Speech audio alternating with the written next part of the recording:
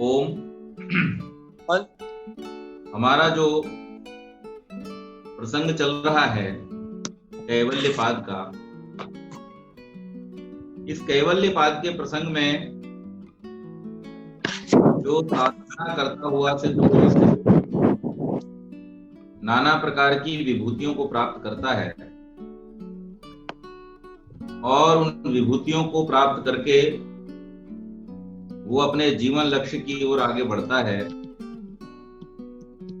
तब उसे जीवन के जो भिन्न भिन्न सुख और दुख रूपी अनुभव हैं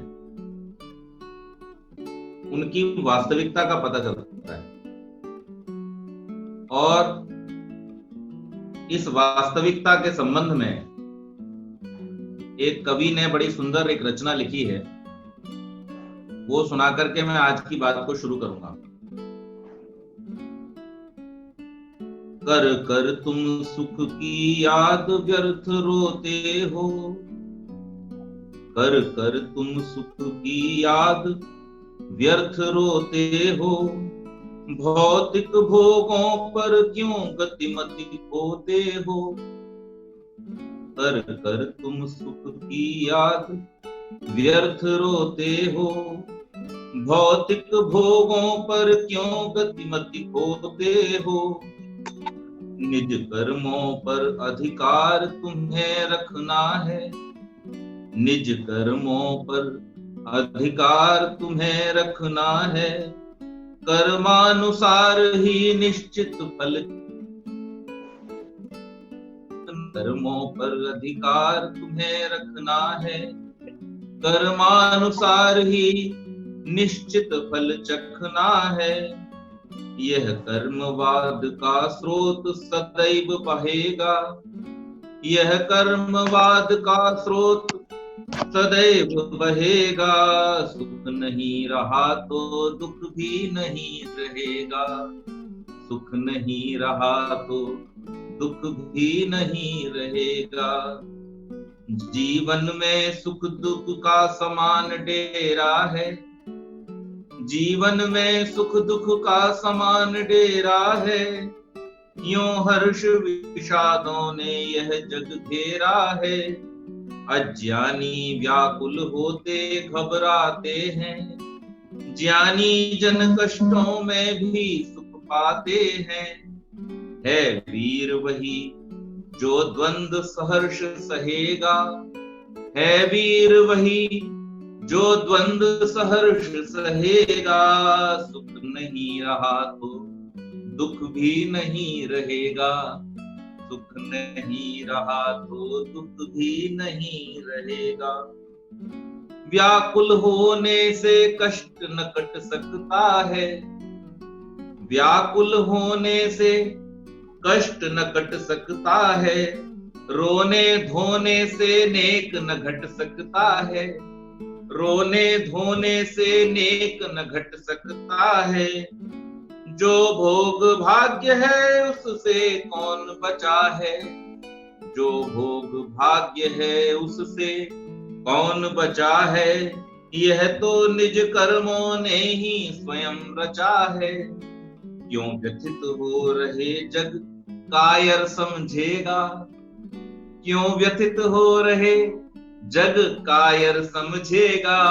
सुख नहीं रहा तो दुख भी नहीं रहेगा, सुख नहीं रहा तो दुख भी नहीं रहेगा। कष्टों का स्वागत करो कसौटी जानो, कष्टों का स्वागत करो कसौटी जानो। दृढ़ता सहिष्णुता का महत्व पहचानो, दृढ़ता सहिष्णुता का महत्व पहचानो। तप त्याग साधना संकट में मुस्काना, तप त्याग साधना संकट में मुस्काना। दुख सुख दोनों में समता भाव दिखाना, दुख सुख दोनों में समता भाव दिखाना। है कौन न जो इस गति को धन्य कहेगा, है कौन न जो इस गति को धन्य कहेगा। सुख नहीं रहा तो दुख भी नहीं रहेगा, सुख नहीं रहा तो दुख भी नहीं रहेगा। यह कर्मवाद का स्रोत सदैव बहेगा, यह कर्मवाद का स्रोत सदैव बहेगा। है वीर वही जो द्वंद्व सहर्ष सहेगा, क्यों व्यथित हो रहे जग कायर समझेगा। सुख नहीं रहा तो दुख भी नहीं रहेगा, सुख नहीं रहा तो दुख भी नहीं रहेगा।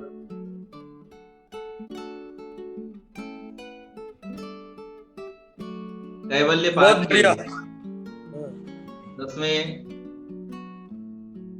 सूत्र का संक्षिप्त रूप में कल हमने पाठ किया था, आज उसका विस्तार करेंगे। तासामनादित्वं चाशिषो नित्यत्वात्, तासाम उन वासनाओं का,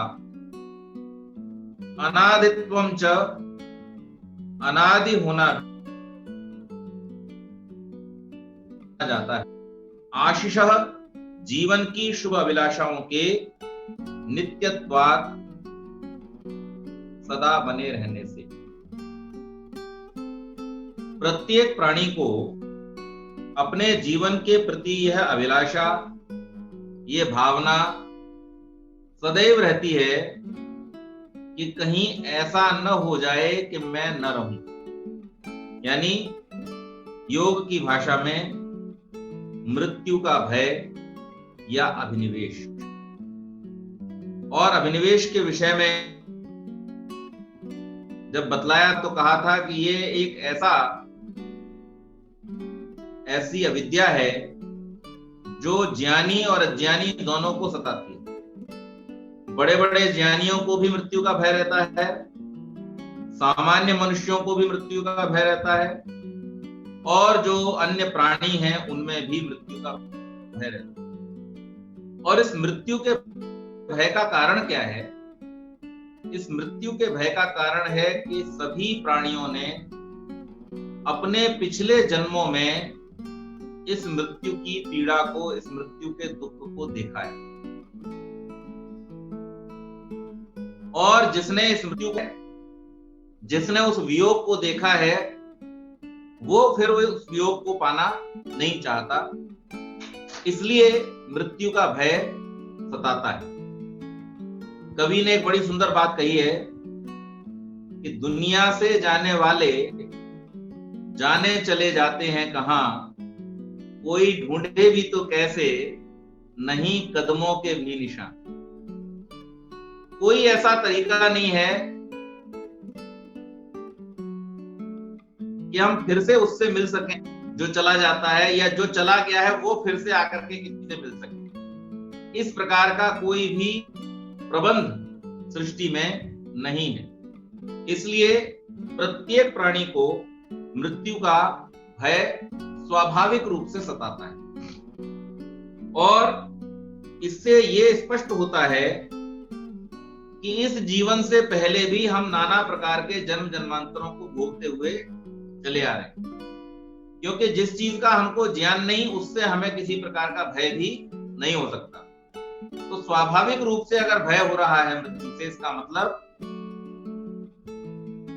कि हमने पिछले जन्मों में मृत्यु का अनुभव किया हुआ है, और उस अनुभव के फलस्वरूप जो है वो हमको इस जन्म में भी अनादि क्रम से चलता हुआ ये मरण का जो भय है वो होता है। सृष्टि के आदि में जीवन धारण करने वाले प्राणियों में गत सृष्टि काल के अनुभव है। अब जब सृष्टि का आरंभ होता है तब प्रश्न किया कि ऐसा तो नहीं होता कि जब सृष्टि का आरंभ होता हो तब उस प्राणियों में मृत्यु का भय ना होता हो? बोले नहीं, ये सृष्टि और प्रलय का जो क्रम है ये अनवरत रूप से अनादि काल से चलता चला आ रहा है, और अनादि काल से चलते हुए इस क्रम में जो भी प्राणी जन्म लेता, अवश्य में भोक्तव्यम कृतं कर्म शुभाशुभम, उसको अपने कर्मों का फल भोगना होता है। और जातस्य ही ध्रुवोर मृत्यु ध्रुवम जन्म मृतस्य च, जो जन्म लेता है उसे मृत्यु की प्राप्ति होती है, और जो मृत्यु होती है उसको जन्म की प्राप्ति होती है। क्रम अनवरत रूप से चलता रहता है, यहां तक कि 31 नील 10 खरब 40 अरब वर्षों के जो मुक्ति का समय है, उस मुक्ति के समय के बाद भी फिर से जन्म लेना ही पड़ता है। तो ये जन्म और मृत्यु का क्रम तो निरंतर चलता रहता है, इसमें किसी प्रकार का कोई व्यवधान हो सकता नहीं है। जीवात्माओं के होने का प्रयोजन ही है कि वो नाना प्रकार के जन्म लेकर के, इस सृष्टि के होने का प्रयोजन ही यही है कि इस सृष्टि में जीवात्मा जन्म लेकर के अपने भोगों को भोगें, अपने कर्मों को करें। अगर जीवात्मा जन्म ही नहीं लेगा तो सृष्टि का प्रयोजन ही व्यर्थ हो जाएगा, और फिर जब सृष्टि का प्रयोजन ही व्यर्थ हो जाएगा तो फिर ये सृष्टि का क्रम भी समाप्त हो जाएगा। तो इसलिए परमात्मा अपने नित्य स्वभाव से सृष्टि का निर्माण करता है, और जीवात्मा अपने स्वभाव से सृष्टि में आकर के नाना प्रकार के कर्मों को करता है, कर्म करके उनके फलों को भोगता है, फिर से आनंद की प्राप्ति के लिए वो मुक्ति की कामना करता है, मुक्ति के लिए प्रयास करता है, मुक्त होकर के अनंत बहुत लंबे समय तक, दीर्घ काल तक वो मुक्ति के आनंद को भोगता है, और उसके बाद फिर परमात्मा की व्यवस्था में जाकर के और ये जन्म और मृत्यु को प्राप्त करता है। तो ये क्रम अनंत काल से चलता चला आ रहा है और लगातार चलता रहता है, इसमें किसी प्रकार का कोई व्यवधान उत्पन्न नहीं होता है। इसी कारण पूर्वोक्त जो किसी निमित्त से अभिव्यक्त होता है वह निमित्त है मृत्यु का भय। ये जो भय हमें व्यक्त होता है, किस प्रकार से? भय के रूप में ही ये हमको पता चलता है। उस स्थिति को आत्मा अपने लिए वांछनीय नहीं समझता है। आत्मा जब एक बार शरीर धारण करता है तो शरीर धारण करने के बाद में उसका जो इस शरीर के साथ में राग है, इस शरीर के अवयवों के साथ में उसका जो अपनापन है, जो उसका एक अहंकार भाव इसके साथ में जुड़ जाता है, उस स्वत्व के कारण से, उस अहंकार भाव के कारण से, उस अपनेपन के कारण से आत्मा इस बात को अनुकूल नहीं मानता है कि ये शरीर मुझे छोड़ना पड़े, और इसको अनुकूल न मान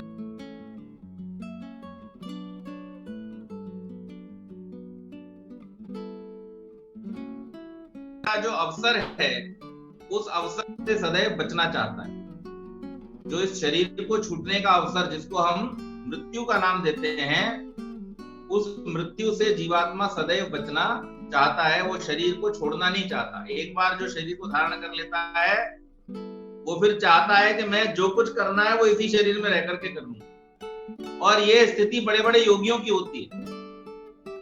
आपको याद होगा, जिन्होंने महर्षि दयानंद का चरित्र पढ़ा है, उन्होंने भी अपने आप को, जिसने उनको जहर दिया उसको उन्होंने क्या कहा कि अभी तो इस शरीर से बहुत कार्य करने थे, तुमने ये बहुत बड़ा अपकार कर दिया। यानी इस रूप में ही सही, परोपकार के लिए ही सही, लेकिन उनकी भी जो इच्छा थी वो शरीर को छोड़ने की नहीं थी। ये स्वाभाविक है, इसमें कोई ये मानने वाली बात नहीं है कि भाई उनको मृत्यु का डर था या कुछ था, नहीं।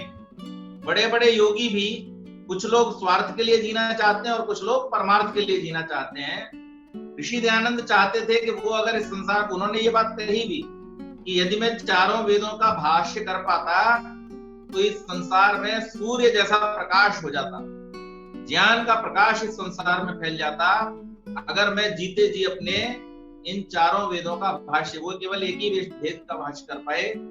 लेकिन हम सबका सौभाग्य ये था कि इस दुर्भाग्य में भी छुपा हुआ सौभाग्य कि वेदों का भाष्य करने से पहले स्वामी जी ने वेद भाष्य की परिपाटी ऋग्वेद आदि भाष्य भूमिका के रूप में पहले ही तैयार कर दी थी, भूमिका के रूप में तैयार कर दी थी, जिससे उनके बाद के विद्वान भी वेदों के भाष्य को आर्ष प्रणाली से कर सके।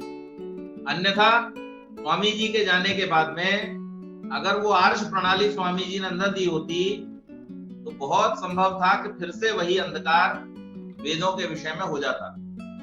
तो ये जो भय है मृत्यु का, एक स्वाभाविक है, और ये स्वाभाविक भय इसी कारण से है कि नाना जन्मों के जो संस्कार हमारे सूक्ष्म शरीर के साथ में आते हैं, उन संस्कारों के साथ में ये संस्कार भी आता है कि प्रत्येक जन्म में हमने मृत्यु को प्राप्त किया था, और जब मृत्यु को प्राप्त किया था तो हमारा जो प्यारा शरीर था वो हमसे छूट गया था, और उस छूटने का, उस बिछोह का जो भय है, वही वास्तव में मृत्यु का भय। अच्छा, मुझे एक बात बतलाइए, सामान्य कर देते हैं इसको, सरल रूप में समझें। किसी बूढ़े व्यक्ति को, वृद्ध आदमी को अगर आप कहें कि भाई मेरे पास एक ऐसी दवाई है कि जिससे आप फिर से जवान हो सकते हैं, बोलो कौन सा ऐसा वृद्ध पुरुष है जो मना करेगा? बोलेगा कि भाई जैसे भी हो मुझे वो दवाई चाहिए, जितनी भी महंगी हो मुझे वो दवाई चाहिए, मेरी क्षमता में अगर होगी तो मैं वृद्ध से युवा होना चाहता हूं। लेकिन परमात्मा ने वो जो दवा बनाई है, वो दवा इसी रूप में है कि जब आपका एक शरीर वृद्ध हो जाता है तो फिर वो आपको एकदम नया छोटा प्यारा सा शरीर, सब आपको स्नेह करते हैं, प्रेम करते हैं, ऐसा शरीर आपको दे देता है। आप अगर इसी शरीर में बूढ़े से जवान होंगे तो हो सकता है कुछ लोग आपसे ईर्ष्या भी करें कि अच्छा देखो ये तो फिर से जवान हो गया। लेकिन भगवान जिस तरह से आपको नया शरीर देता है, उससे तो शत्रु के मन में भी प्रेम का, आह्लाद का भाव जागृत हो जाता है और सारी शत्रुता भी मिट जाती है। तो परमात्मा ने ये जो व्यवस्था की है, ये व्यवस्था बड़ी अद्भुत है। और इसीलिए मैं फिर दोहराता हूं कि परमात्मा को जहां न्यायकारी कहा है, वहां पे दयालु भी कहा है। वो अपना न्याय ऐसे ढंग से करता है कि उससे किसी को कोई कष्ट की अनुभूति नहीं होती है, न्याय भी हो जाता है और सुख भी प्राप्त होता है, दुखों से बचा लेता है। इसीलिए वो स्वकारी है, अर्थात कल्याणकारी है, सुख देने वाला है। आगे कहा, वासना या संस्कारों का जो अनादित्व वैयक्तिक रूप से नहीं समझना चाहिए। कोई वासना या संस्कार कभी उत्पन्न नहीं होता या नष्ट नहीं होता, ऐसा नहीं है। प्रत्येक वासना और संस्कार उत्पन्न भी होता है और नष्ट भी होता है। जैसे जैसे कर्मों के फल, जैसे हमने बतलाया था प्रारब्ध के, संचित के और क्रियमाण कर्म के विषय में, कि जैसे जैसे जीवात्मा कर्मों के फलों को भोगता जाता है, वैसे वैसे उन कर्मों के संस्कार समाप्त होते जाते हैं। और मनुष्य के रूप में जिन कर्मों को जीवात्मा भोगता है, उन कर्मों को भोगते समय वो जो व्यवहार करता है, उस व्यवहार के आधार पर नया संस्कार जन्म लेता है। जैसे मैंने आपको उदाहरण दिया था कि कोई व्यक्ति धनाढ्य परिवार में जन्म लेकर के उस धन का उपयोग परोपकार के कार्यों के लिए करता है, और कोई व्यक्ति धनाढ्य परिवार में जन्म लेकर के धन का उपयोग व्यसनों के लिए करता है। जो अच्छे कार्यों के लिए धन का उपयोग करता है, उसका संस्कार उस प्रकार का बनेगा, और जो बुरे कार्यों के लिए करता है, उसका संस्कार बुरे प्रकार का बनेगा। तो हमें हमारे पिछले कर्मों का फल मिला है, उस फल के आधार पर हम जो नए कर्म करते हैं और उनके जो संस्कार बनते हैं, तो ये क्रियमाण कर्म कहलाते हैं, और उन संस्कारों में परिवर्तन। तो यहाँ ऋषि ये कहना चाहते हैं कि ऐसा नहीं है कि संस्कार एक बार जो बन गया वो अनादिकाल तक वैसा का वैसा ही बना रहेगा, संस्कारों में भी परिवर्तन होते हैं। इसी प्रकार से महर्षि दयानंद सरस्वती ने जो संस्कार विधि में संस्कारों की परंपरा दी है, उस संस्कारों की परंपरा को देने का भी कारण यही है कि हमारे परिवार में हमने प्रार्थना तो की परमात्मा से कि हमारे यहाँ जो जीवात्मा आए संतान के रूप में, वो अच्छे संस्कारों वाला हो, शुभ संस्कारों वाला हो। लेकिन फिर भी हमारे किसी कर्म के फलस्वरूप अगर कोई ऐसा संयोग बना है कि जो जीवात्मा आया है उसके पूर्व संस्कार ठीक नहीं है, तो भी हम संस्कारों की ये सुंदर परंपरा के द्वारा, कि गर्भाधान से लेकर के फिर पुंसवन, सीमंतोन्नयन, जात कर्म, नामकरण, अन्नप्राशन, निष्क्रमण आदि आदि जो संस्कारों की परपटी है, और उसके बाद में फिर चूड़ा कर्म आदि जो शारीरिक संस्कार है उनको करके, और उपनयन के समय पर, वेदारंभ के समय पर जो संस्कार हम संतान को देंगे, उन संस्कारों के माध्यम से जो पुराने संस्कार हैं उनको या तो दबाया जा सकता है, सुप्त किया जा सकता है, और या फिर उनको परिवर्तित किया जा सकता है। तो ऐसा नहीं है कि जो संस्कार है अब वो परिवर्तित नहीं हो सकता।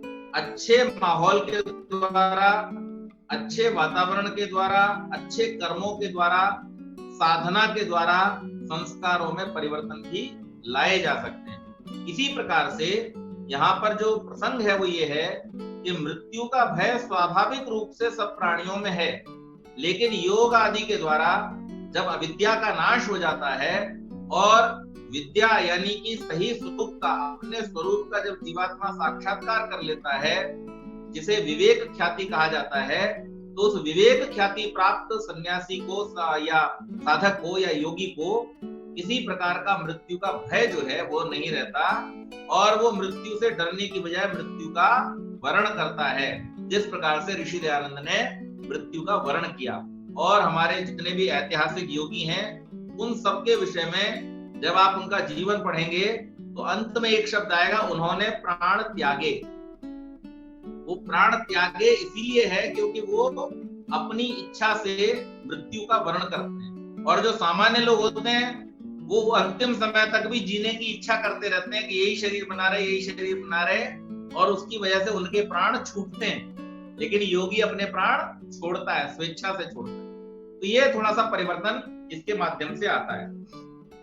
मान भुवम भूयासम, इस वाक्य में अंतिम क्रिया आशीर्वाद अर्थ में प्रयुक्त होती है। इस कारण ऐसी प्रकट की गई इच्छा को आशीर्वचन व्याख्याकारों ने कहा है। यद्यपि इस इच्छा या भावना का अज्ञान मूलक है। किसी एक देह के साथ आत्मा का भोगानुकूल संबंध होना जीवन है, जिसको सदा बनाए रखने की इच्छा आत्मा में जागी रहती है। तो हम जब किसी को आशीर्वाद देते हैं तो आशीर्वाद देते में हम क्या कहते हैं? बने रहो, सदा बने रहो, दीर्घायु बने रहो। ये इच्छा हम हमेशा प्रकट करते हैं। जो आशीर्वाद लेने वाला है उसकी भी यही इच्छा है और जो आशीर्वाद देने वाला है उसकी भी यही इच्छा है कि दीर्घ काल तक शरीर बना रहे। लेकिन वास्तव में जो शरीर का मिलना और छूटना है ये हमारे कर्मों के और भोग भाग्य के फलस्वरूप होता है। तो इसमें जो योगी है वो इसी रूप में इसको ग्रहण करता है कि सुख नहीं रहा तो दुख भी नहीं रहे। ये शरीर के जितने भी सुख और दुख हैं, शरीर के संयोग से प्राप्त होने वाले जो भी सुख और दुख हैं, ये हमारे पूर्व किए हुए कर्मों के फलस्वरूप हैं। और पूर्व किए हुए उन कर्मों के फलस्वरूप जो हम भोग रहे हैं, तो इस शरीर में जितना भोग लेंगे उतना अच्छा अगला शरीर में हमें कम भोगना पड़ेगा। इस दृष्टि से वो अपने शरीर से बहुत ज्यादा राग न रखते हुए मृत्यु से किसी प्रकार का भय नहीं करते। अब यहाँ पर एक और जिज्ञासा उत्पन्न होती है कि यदि वासनाएं अनादि हैं तो उनका कभी नाश नहीं होना चाहिए। यदि वासना निरंतर बनी रहती है तो मोक्ष किस प्रकार से होगा? अब हमने जो प्रारंभ में सूत्र के माध्यम से जाना था कि वृत्तियों की निवृत्ति से मोक्ष होगा। हमारे चित्त की जो वृत्तियां हैं, जिनको प्रकारांतर से या उच्चारण अर्थ से अंतर से हम वृत्तियां कहते हैं, वासनाएं हैं मुख्य रूप से, जो इच्छाएं हैं, चित्त में उत्पन्न होने वाली जो नाना प्रकार के विषयों की इच्छाएं हैं, वासनाएं या वृत्तियां हैं, उन चित्त की वृत्तियों के रुकने पर ही मुक्ति की प्राप्ति होती है। लेकिन अभी सूत्र में कहा कि ये वासनाएं कब से हैं? अनादिकाल से हैं, और ये नष्ट होने वाली भी नहीं है, निरंतर बनी रहने वाली हैं। तो अब ये निरंतर जो बनी रहने वाली हैं और अनादिकाल से चली आ रही है, तो मुक्ति कब होगी, कैसे होगी?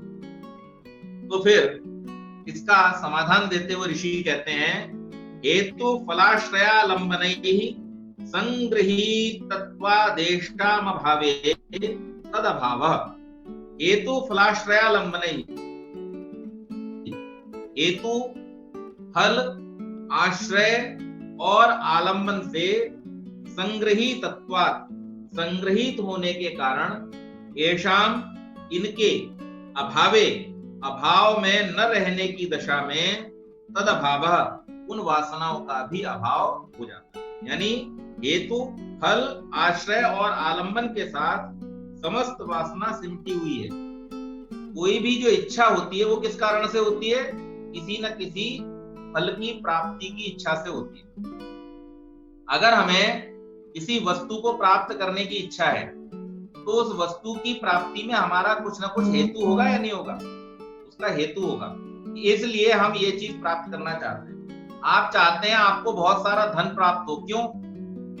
क्योंकि धन के द्वारा आप अपनी सुविधाओं के साधनों को खरीदेंगे। आप धन के फल के रूप में उन साधनों को प्राप्त करेंगे और फिर उनका आश्रय करेंगे, अर्थात उनके साथ में आपका जुड़ाव होगा और उससे आलंबन अर्थात जो हमारा उनके साथ में जोड़ है, हमारा उनके साथ में जो राग उत्पन्न होता है, ये एक प्रक्रिया के फलस्वरूप होगा। तो पहले हम कारण ढूंढते हैं कि भाई ये कारण है, इसकी वजह से हमें ये चीज मिलनी चाहिए, और जब वो चीज मिल जाती है तो हम धीरे धीरे उसके आश्रित हो जाते हैं, उसके हम एडिक्ट हो जाते हैं, एक तरह से कहना चाहिए। लेकिन यहाँ पर योगी जो है वो क्या कर रहा है, वो हेतु को ही नकार देता है कि भाई मुझे इस चीज की जरूरत ही नहीं। अब आपको मैं एक छोटी सी कथा सुनाता हूँ, सरल कर देता हूँ इस पर, तो आपको अच्छे से समझना है। एक बार क्या हुआ, एक व्यक्ति अपने गांव से शहर की ओर काम के लिए जा रहा था। जाते समय उसने देखा कि पेड़ के नीचे एक आदमी चादर बिछा के बढ़िया सोया हुआ है। वो चला गया, सुबह सुबह जल्दी जाना था काम से, निकल गया। लौट करके आया, तब देखा तो तब भी वो चादर बिछा करके आराम से लेटा हुआ था। फिर दूसरे दिन गया, दूसरे दिन भी वैसी प्रक्रिया देखी, तीसरे दिन भी वैसी प्रक्रिया देखी, तो फिर इससे रहा नहीं गया और इसने जाकर के उस भाई से पूछा, जाकर के जो पेड़ के नीचे लेटा था, कि भाई मुझे ये बतलाओ आप यहाँ पर क्यों लेटे हुए, कोई तकलीफ है, समस्या है तो हम आपकी तकलीफ दूर करेंगे, हमें आप सहयोग करने का मौका दो, कोई समस्या है तो बताओ। बोला नहीं मुझे तो कोई समस्या नहीं है। तो बोले फिर यहाँ क्यों लेटे रहते हो? बोले आराम करता हूँ। आराम? काम नहीं करते? तो ये उठ करके बैठ गया। जो लेटा हुआ व्यक्ति था वो बैठ गया। उसने उससे कहा भाई तुम भी बैठो जरा मेरे पास। उसे बिठाया, जो काम करने जाता था उसको बिठाया और बिठा करके पूछा भाई ये बताओ मुझे क्या पूछना चाहते हो? बोले ये पूछ रहा हूँ कुछ काम नहीं करते हो? बोले तुम करते हो? बोले हाँ मैं तो करता हूँ, रोज देखते होगे आप, सवेरे जाता हूँ शाम को लौट के आता हूँ। बोले अच्छा तो ये काम क्यों करते हो? बोले काम करके धन मिलता है। अच्छा धन मिलता है, तो धन से फिर क्या करते हो?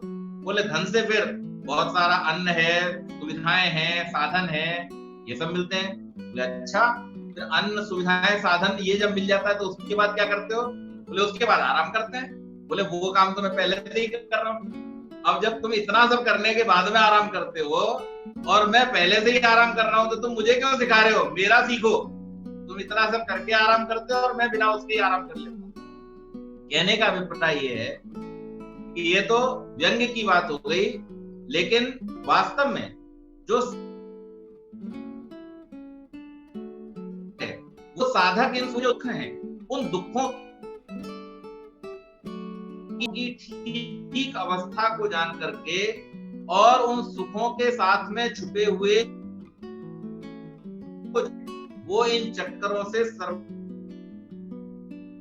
अपने आप को, वो फिर एक्सक्यूज नहीं ढूंढता है, वो फिर क्या ढूंढता है? वो रास्ता ढूंढता है।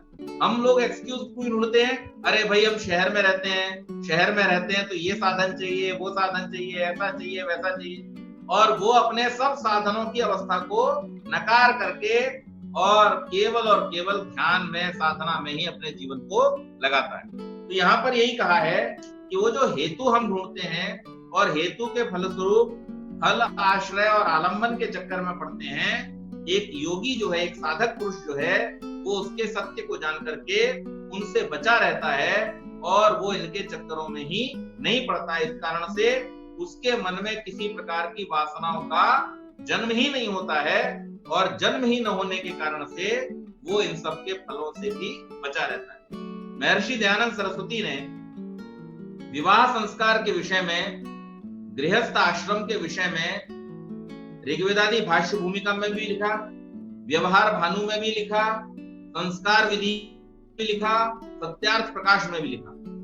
जब इतने विस्तृत रूप में उन्होंने गृहस्थ जीवन के विषय में चर्चा की तो एक व्यक्ति ने उनसे पूछ लिया कि महाराज आप गृहस्थ जीवन की इतनी बड़ी महिमा गाते हैं, आप खुद कहते हैं कि गृहस्थ सब रोगों की औषधि है, तो फिर आप स्वयं गृहस्थ में क्यों नहीं गए?